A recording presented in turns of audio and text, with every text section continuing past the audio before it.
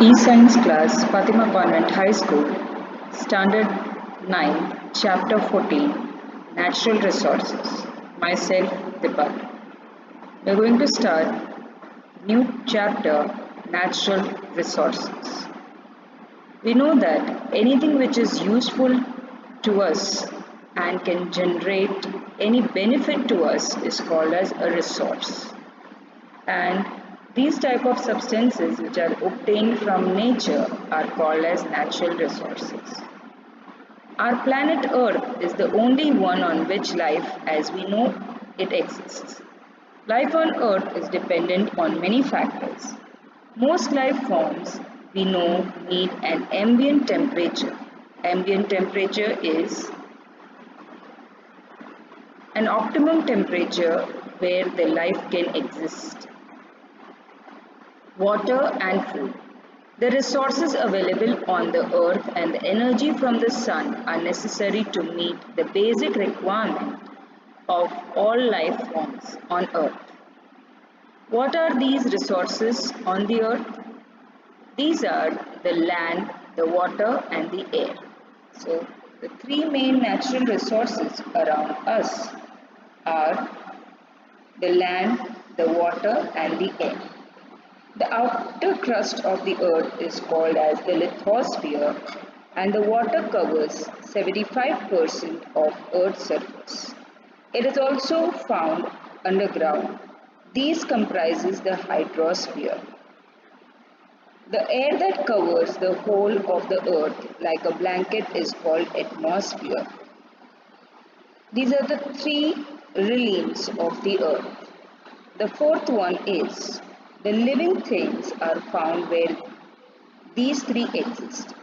This life supporting zone of earth where the atmosphere, the hydrosphere and the lithosphere interact and make life possible is known as biosphere. Living things constitute the biotic component of the biosphere, the air, the water and the soil from the non-living or the abiotic components. So these are the various definitions you should be knowing to understand this chapter. That is natural resources and the four realms, the atmosphere, the hydrosphere, biosphere and lithosphere. The biotic component and abiotic component are the parts of these three or four spheres. Let us study these abiotic components in detail in order to understand their role in sustaining life on earth. The breath of life, air. We have already talked about the composition of air in the first chapter. It is a mixture of many gases like nitrogen, oxygen, carbon dioxide and water vapor. It is interesting to note that even the composition of air is the result of life on earth. In planets such as Venus and Mars, there is no life known to exist. The major component of the atmosphere is found to be carbon dioxide, and so you cannot breathe. We all know we need oxygen to breathe. In fact, carbon dioxide constitutes up to 95 to 97% of the atmosphere on the planets like Venus and Mars, and so life does not exist there. Eukaryotic cells and many prokaryotic cells discussed in chapter 5 need oxygen to break down glucose molecules and get energy from their activities. This results in the production of carbon dioxide. Another process which results in the consumption of oxygen and containment production of carbon dioxide is combustion. So, burning is very important. Now, these includes not just human activities which burns fuel to get energy but also forest fires. So, to break oxygen to glucose molecules and get energy, we need to do activities. And the byproduct during this process is carbon dioxide. Another way of reducing carbon dioxide and using oxygen is burning, that is combustion. Now, despite the percentage of carbon dioxide in our atmosphere is mere fraction of percentage, Because carbon dioxide is fixed in two ways, green plants convert carbon dioxide into glucose in presence of sunlight. Many maritime animals, marine animals, use carbonates dissolved in seawater to make their shells. So, this is how the amount of carbon dioxide is maintained in the atmosphere. Now, let us see the role of climate or role of atmosphere in climate control. We have talked of atmosphere covering the earth like a blanket. We know that air is a bad conductor of heat and the atmosphere keeps the average temperature of the earth fairly steady during the day and during the course of whole year. The atmosphere prevents the sudden increase in the temperature during the daylight hours and during the night it slows down the escape of heat into the outer space. Think of the moon, which is about the same distance from the sun that the earth is. Despite that, on the surface of the moon, with no atmosphere, the temperature ranges from minus 190 to 110. That is a big difference between the high and the low temperature. The living organisms cannot exist with such high difference of temperature, and that is why there is no life on moon. Measure the temperature of the following: a beaker full of water, a beaker full of soil and sand, and closed bottle containing thermometer. Keep them in bright sunlight for 3 hours. Now measure the temperature of all three vessels. Also take the temperature reading in shade at the same.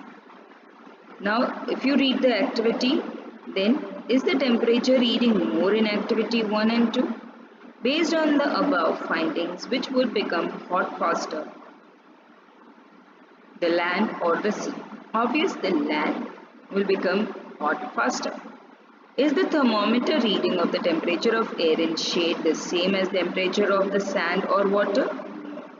What do you think is the reason and why does the temperature have to be measured in the shade? So when it is shade, there is no sunlight and so the temperature is lower, whereas it is high when it is in direct sunlight. Is the temperature of air in the closed glass vessel bottle the same as temperature taken in open? No. What do you think is the reason for this? Do we ever come across this phenomena in daily life? Yes, almost daily. As we have seen above, sand and water do not heat up at the same rate. What do you think will be their rate of cooling? Almost the same. That is, sand cools faster and water cools slower. Can we think of an experiment to test the prediction? Yes. So this is what is the effect of atmosphere in climate control. It keeps the climate warmer and not very cold and an optimal atmosphere for the organisms to live. So the importance of air is very much clear for breathing. Same way the importance of atmosphere is very important in the climate control. Now let us see the movement of air and wind. We have felt the relief brought by cool evening breeze after a hot day, and sometimes we are lucky enough to get rains after some day of really hot weather. What causes the movement of air and what decides whether this movement will be from a gentle breeze, a strong wind, or a terrible storm? What brings us the welcome rains? All these phenomena are the result of change that takes place in our atmosphere. Due to the heating of air and formation of water vapor is formed due to the heating of water bodies and the activities of living organisms. The atmosphere can be heated from below by the radiation that is reflected back or re-radiated by the land to the water bodies. On being heated, convection currents are set up in the air. In order to gain some understanding of the nature of convection currents, let us perform the following activity. Place a candle in a beaker or a wide-mouthed bottle and light it. Light an incense stick and take it to the mouth of the above bottle. Which way does the smoke flow from the incense stick? Is kept near the edge of the mouth? Which way does the smoke flow when the incense stick is kept a little above the candle? Which way does the smoke flow when the incense stick is kept in another region? The pattern revealed by the smoke shows us the direction in which the hot and cold air moves. In a similar manner, when air is heated by radiation from the heated land or water, it rises. But since land gets heated faster than water, the air over land would also be heated faster than the air over water bodies. So if we look at the situation in coastal regions during the day, the air above the land gets heated faster and starts rising up. As this air rises, a region of low pressure is created and the air above the sea moves into the area of low pressure. The movement of air from one region to another creates wind. So this is how, due to change in the heating pattern of land and water, the winds are created. During the day, the direction of wind would be from the sea to the land. At night, both land and sea starts to cool. Since water cools down slower than the land, the air above water would be warmer than the air above land. On the basis of the above discussion, what would you have to say? The appearance of the area of low and high pressure in coastal area at night. So, you can imagine where there is warmer air, the low pressure is created, and where there is cooler air, high pressure is created. And the direction in which the wind flows at night from coastal area, obviously the wind from high pressure will flow towards low pressure. Similarly, all the movement of air results in diverse atmospheric phenomena are caused by the uneven heating of the atmosphere in different regions of the earth. But various other factors also influences this wind. The rotation of earth and the presence of mountain range in the path of wind are couple of these factors. We will not go into these factors in detail in this chapter. But think about this. How do the presence of Himalayan range flows Himalayas change the flow of wind flowing from Allahabad towards north? So obviously, it is going to block and cause the wind direction to change. This is the effect of wind on the land. Now rain. The second important factor which plays important role in the atmosphere of Earth. Let us go back now to the question of how clouds are formed and bring us rain. We would start by doing a simple experiment which demonstrates some of the factors influencing this climatic activity. Take an empty bottle of the sort in which the bottled water is sold. Pour about 5 to 10 ml of water into it and close the bottle tightly. Shake it well or leave it out in the sun for 10 minutes.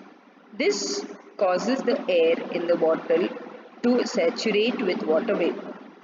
Now take a light incense stick, open the cap of the bottle and allow some of the smoke from the incense stick to enter the bottle. Quickly close the cap once more.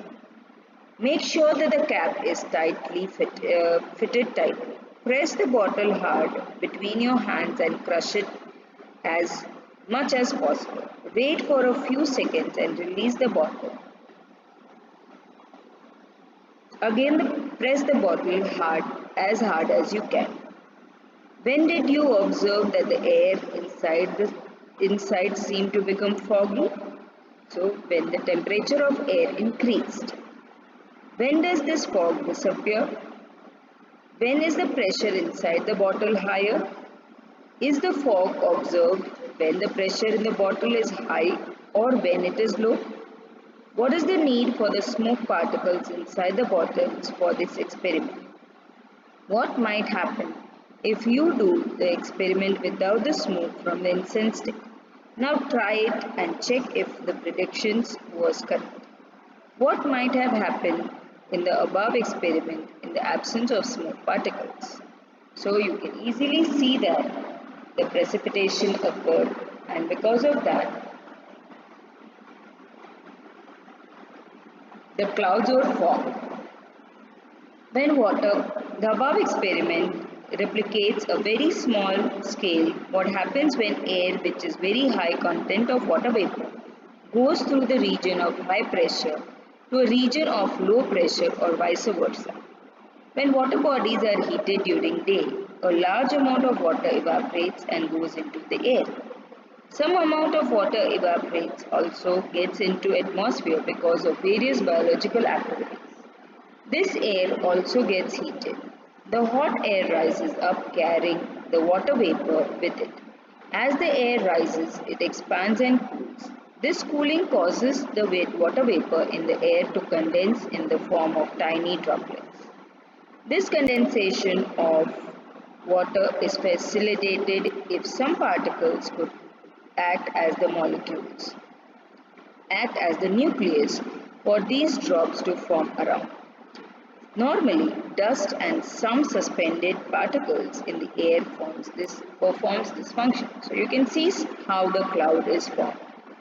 These droplets of water, once the water droplets are formed, they grow bigger by condensation of these water droplets. When the drops have become grown bigger and bigger, they fall down in form of rain. Sometimes when the temperature of the air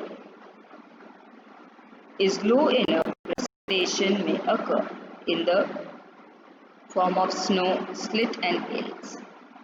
Rainfall patterns are decided by the prevailing wind patterns. In large parts of India, rains are mostly brought by southwest or northeast monsoon. We have also heard weather reports that say depression in Bay of Bengal have caused rain in the area. So you can easily see the picture in which a satellite picture is shown about the low depression caused in Bay of Bengal, which causes the formation of clouds and finally rain. Collect information from the newspapers or weather report on television about the rainfall pattern across the country. Also find out how to construct a rain gauze and make one. What precautions are necessary in order to get reliable data from this rain gauze? Now answer the following questions. So this activity can be performed at home. Now let us see how the monsoon pattern is in the world. This is what tells us how rain is formed. That is, the water bodies get heated during the daytime. A large amount of water evaporates and goes into the air. And due to this, some amount of water vapor evaporates also gets into the atmosphere because of various biological activities. This evaporated water goes up in the atmosphere along with the air also gets heated. The hot air rises up carrying the water vapor. And this rising air now it expands and cools.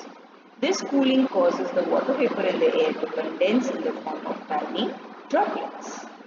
So this small change in the atmospheric temperature causes the water droplets to condense and then it forms a nucleus and around which more and more drops will be collected for forming a bigger drop of water which would gradually fall if the weight of that droplet increases. This is what we understand about air and about the various factors related to air. Now let us see what is air pollution. We keep hearing of the increasing level of oxides of nitrogen and sulfur in the news, people often bemoan the fact that quality of air has gone down since their childhood. How is the quality of air affected and how does this change in quality affect us and other living things? We all know that this is what we call air pollution. Any unwanted factor added to the atmosphere or air causing harm is called as air pollution. The fossil fuels like coal and petrol contain small amount of nitrogen and sulfur. When these fuels are burned, nitrogen and sulfur too gets burnt and this produces different oxides of nitrogen and sulfur. Not only is the inhalation of these gases dangerous, they also dissolve in rain to give rise to acid rain. So, we can easily say that the combustion of fossil fuels also increases the amount of suspended particles in air. These suspended particles could be unburned carbon particles or substances called hydrocarbons. Presence of high level of these pollutants causes visibility to lower, especially in cold weather when water also condenses out of air. This is known as smog, which is very much visible and which shows the indication of air pollution. Studies have showed that regular breathing air that contains any of these substances increases the incidence of allergy, cancer and heart diseases. An increase in the content of these harmful substances in air is called as air pollution. So we have been studying about air pollution various times in lower classes and I hope this is very much clear to you. You can see the picture of lichens. These lichens are nothing but a group of organisms which are found in the environment, and these organisms called lichens are found in very sensitive to the level of contamination like sulfur dioxide in air. Lichens are commonly found growing on the bark of a tree as a thin greenish white crust. See if you can find a lichen growing around. Compare this lichen. What do you say about the level of pollution substances near road and away from road on the basis of your findings above? So we know that during near the road the pollution is going to be high, whereas near the away from the road the pollution is going to be low, and the sensitivity of lichens can be used to detect how much is the pollution. So this is how lichens help us. Lichens are nothing but symbiotic relationship between algae and fungi living together to benefit each other, and they are very sensitive to this atmospheric or air pollution. Thank you.